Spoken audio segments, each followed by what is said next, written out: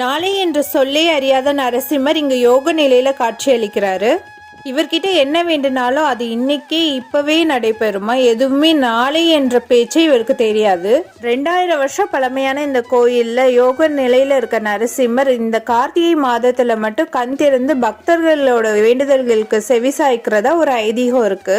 108 திவ்ய தேசங்கள்ல இந்த கோயிலும் ஒரு கோயிலா இருக்கு. அது மட்டும் இல்லாம இந்த கோயிலுக்கு திருக்கடிகை அப்படிங்கிற ஒரு பேரும் இருக்கு. கடிகை அப்படின்னா 24 நிமிடங்கள்னு அர்த்தம். இந்த கோயில் மலை மேல கார்த்திகை மாசத்துல 24 நிமிடங்கள் நம்ம மேல இருந்தோம்னா மோட்சத்துக்கு நிகரான பலன்கள் நமக்கு கிடைக்கும் அப்படின்லாம் நம்புறாங்க. அதனாலதான் இவ்வளவு கூட்டமா இருக்கு. முக்கியமா ஞாயிற்றுக்கிழமையில போறது ரொம்பவே விசேஷம். ரிஷிகளுக்கும் முனிவர்களுக்கும் ரொம்பவே தொந்தரவு கொடுத்த காலகேய அசுரர்களை வதம் செய்யறதுக்காக நரசிம்ம பெருமாள் ஆஞ்சநேயர்கிட்ட சங்கும் சக்கரமும் கொடுத்து ஆஞ்சநேயர் இங்க வதம் செஞ்சதா